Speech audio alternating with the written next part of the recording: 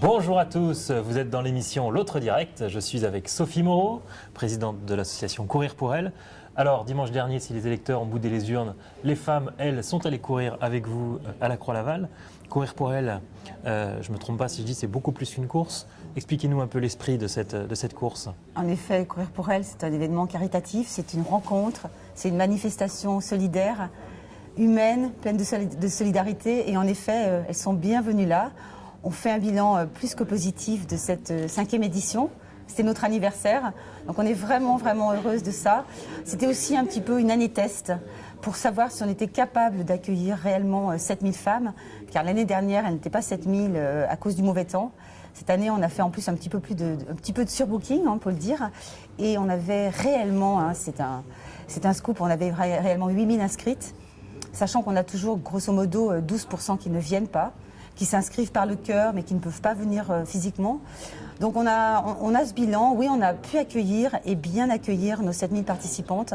On est fiers de cela. Je crois que Najat Vallaud-Belkacem qui était là vous a dit allez, chiche, 15 000 l'année prochaine. Oui, elle était notre ministre du sport, de la femme, de la jeunesse également et de la ville, a été bluffée, m'a-t-elle dit. En effet, c'était une vague énorme, gigantesque. Toutes ces femmes en rose qui portaient cette couleur pour montrer leur solidarité et leur engagement à ce mouvement, qui est un mouvement de la vie. Elles sont venues courir, elles sont venues marcher, mais elles sont surtout venues montrer leur solidarité à ce projet qui parle, qui fait sens dans le cœur de tant de gens. Et c'est, je pense, pour cela qu'on a... C'est une course, précisons-le, une course contre le cancer. Absolument, donc c'est une marche et une course contre les cancers féminins. On a généralisé, ce n'est pas le cancer du sein, ce sont les cancers féminins. Et l'idée principale de Courir pour Elle, c'est de motiver les femmes à se bouger pour leur santé. Donc en fait, notre cible principale, ce sont les femmes sédentaires. Et on leur dit tout au long de l'année, au travers de 3 événements qui sont Courir et marcher pour elle en mai, Danser pour elle au mois de mars et Rouler pour elle au mois d'octobre. On leur dit, bougez-vous, soyez acteurs de votre santé, prenez votre vélo, mettez vos baskets. Parce qu'en faisant du sport, c'est votre conviction, on lutte contre le cancer. Ce n'est pas ma conviction, bien sûr, c'est la mienne, mais surtout c'est une recommandation de l'OMS. C'est écrit dans le nouveau plan cancer et dans l'ancien. Donc c'est une recommandation des instances de la santé et il faut suivre ces recommandations. Je dirais, on suit tout bêtement l'adage mieux vaut prévenir que guérir. C'est tout simple, c'est changer des petites habitudes. Oui, moi ce matin je suis venue en vélo de chez moi, j'ai mis 4 minutes et demie. On gagne du temps en plus. En vélo pliant d'ailleurs, assez bluffant. En vélo pliant pour justement rouler au milieu des voitures, prudemment bien sûr. C'est des petits changements d'habitude qui peuvent rapporter gros. Parce qu'aujourd'hui, voilà, il faut arrêter de prendre des gélules et toute cette marketing menteur qui vise les femmes. Voilà, commencez déjà à vous bouger, à sortir du canapé, prendre des chaussures un petit peu plus plates et puis voilà, se mettre en action, se bouger, sentir son corps, se réapproprier son corps. Alors je parle bien sûr, c'est aussi bien pour la prévention primaire, les femmes qui n'ont jamais eu un cancer, que la prévention secondaire pour les personnes qui ont malheureusement été touchées par le cancer. Et c'est le meilleur moyen de prévention pour ne pas rechuter. Donc ça, c'est ma conviction, c'est ma façon de voir les choses. Ce qui crée aussi une course particulière, c'est que parmi les 7000 femmes, il y a beaucoup de femmes qui ont connu le cancer ou qui sont en train de le combattre, de lutter personnellement, ou qui viennent courir par solidarité pour une amie, une maman. Bien sûr. Il y avait beaucoup d'émotions dimanche. Alors bien sûr, parce que c'était la fête des mamans.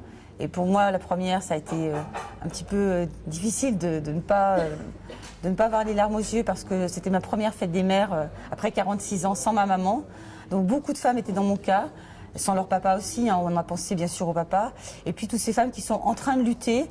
J'étais très contente d'avoir cette année la télévision.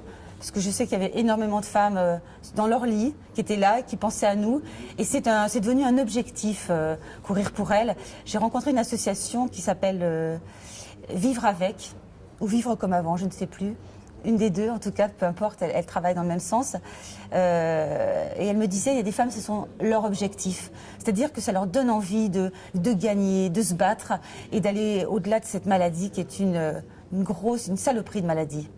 Alors vous arrivez aussi à fédérer beaucoup d'entreprises régionales autour de cet événement.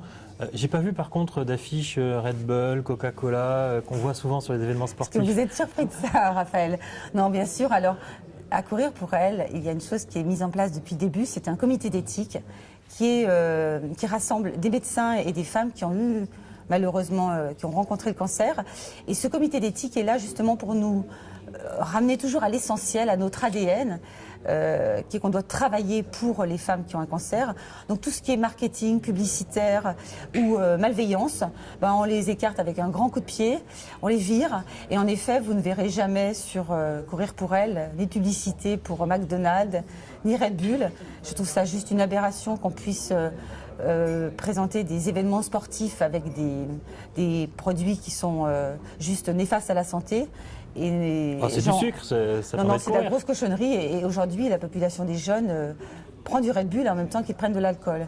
Et croyez-moi que je ne vais pas je ne vais pas manquer d'en parler à notre ministre des Sports, que je devrais rencontrer d'ici une dizaine de jours, qui est venu à Courir pour elle. Et je vais absolument profiter de cette opportunité pour lui faire remonter les choses du terrain. Et pour lui demander quoi ? Pour lui demander notamment, j'ai déjà plein d'idées en tête, justement d'éviter de faire des événements sportifs pour les jeunes sur des extras, des choses un petit peu ultra avec du Red Bull. Je vais bien sûr lui demander, je vais lui parler de la piscine du Rhône qui est vraiment un magnifique endroit. On a vraiment de la chance d'avoir une piscine olympique au cœur de la cité. Donc je vais lui parler des horaires, des amplitudes horaires et je vais lui demander surtout qu'elle ouvre cette piscine aussi bien pour les vrais sportifs, les clubs de triathlon, les clubs de natation et aussi pour les populations qui ont besoin de nager. Les personnes âgées. Alors ça, c'est votre autre combat, c'est effectivement l'ouverture, les amplitudes horaires des équipements publics. Puisque Najat Vallaud-Belkacem, elle n'est pas adjointe au sport de la ville de Lyon, elle est ministre des Sports. Je ne suis pas sûr qu'elle ait une réponse sur la piscine du Rhône. Elle m'a dit, en tout cas, elle m'a glissé lorsqu'on discutait toutes les deux, qu'elle était désormais ministre des Sports et qu'elle va essayer en effet de relayer sur ses adjoints au sport. Donc elle est. Alors vous espérez que Najat appelle Gérard Collomb et lui dise en tout cas, le nouveau. Il faut ouvrir la piscine plus longtemps. J'aimerais bien et je vais faire en sorte de la convaincre. Non pas, elle ne va pas appeler Gérard Collomb, mais elle va plutôt appeler le nouvel adjoint au sport pour lui dire il est important. Il ne suffit pas que nous, associations, on essaie de convaincre les femmes de se bouger et d'avoir une bonne hygiène de vie et qu'elles trouvent les piscines fermées à partir de 19h ou que le dimanche après-midi ce soit fermé et qu'elles ne puissent pas aller nager avec leurs enfants. C'est juste un truc aberrant, sachant qu'on a quand même volonté de comparer la ville de Lyon avec des capitales européennes et qu'il y a plein de capitales européennes qui ouvrent non pas les piscines 24/24, ça c'est au Québec, mais qui ont des amplitudes horaires énormes. Donc nous, si on veut aller dans ce sens-là, d'être une ville exemplaire, d'être une ville moteur, je dirais, voilà, il n'y a plus qu'à. C'est simple. Vous n'avez pas parlé des tarifs. Alors, ils ont été votés au conseil municipal avant-hier. Avec une légère hausse, on passe de 3,40 € l'entrée normale à 8 € et la carte 25 entrées passe de 14 € à 50 €. Là-dessus, vous trouvez que c'est le prix à payer pour avoir un équipement moderne ?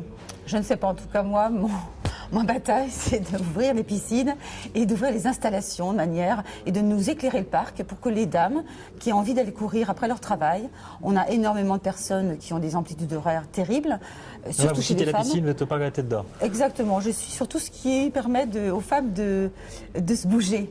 Parce qu'on je le répète, nous on fait un travail énorme au quotidien auprès des jeunes, auprès des femmes en milieu rural, auprès des femmes défavorisées.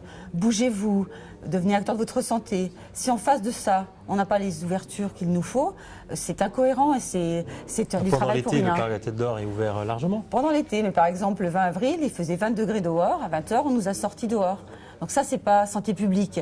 C'est juste qu'on essaye de subir un peu, je ne sais pas si c'est les syndicats ou en tout cas des problématiques qui sont à détourner, à contourner. Voilà, il faut avoir une ville moderne, il faut avoir une ville sportive.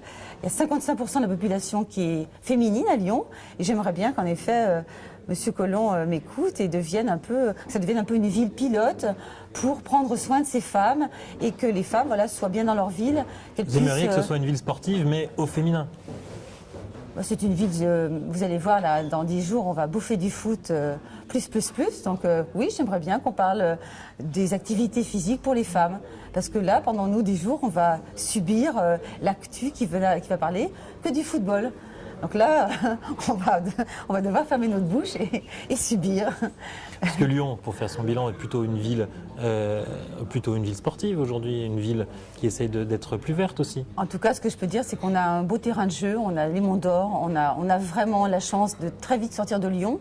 Alors bientôt, j'espère qu'on aura des vraies pistes cyclables, avec pas seulement un petit vélo par terre, parce que c'est aussi, faut oser prendre son vélo dans Lyon. Faut oser traverser le tunnel de la Croix-Rousse. Bah ça, c'est un équipement qui devrait vous ravir, non ? Oui, sauf que je vais vous dire, et j'ai tous les jours une pensée pour lui. J'ai un ami qui est aujourd'hui alité à cause du tunnel de la Croix-Rousse parce qu'il est mal éclairé et c'est pas du tout conçu pour les personnes qui roulent un petit peu vite. C'est conçu, en effet, c'est culturellement magnifique, c'est un bel endroit, c'est devenu une attraction lyonnaise, mais il n'est pas du tout éclairé. Et moi, la première fois que j'ai pris ce tunnel, je me suis dit, il y aura des graves accidents. Donc j'ai deux personnes, j'ai une copine qui courait, qui est fini à Saint-Luc avec les pompiers. Et puis j'ai cette amie qui va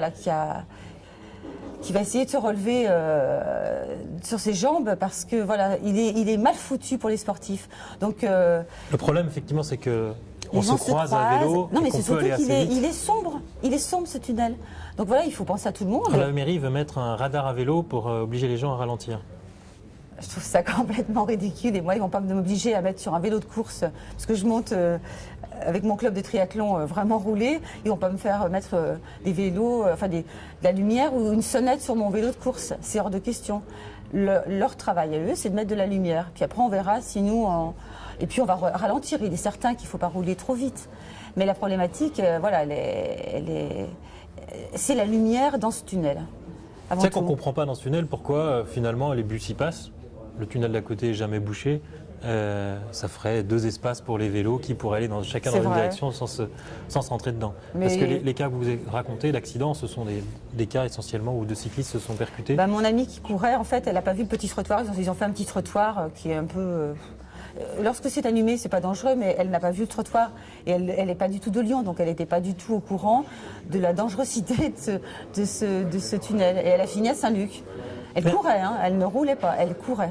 Merci Sophie Moreau. Je sais que vous serez aussi mobilisée samedi prochain pour la journée anti-tabac, un autre de vos combats. On arrive déjà au terme de cette émission.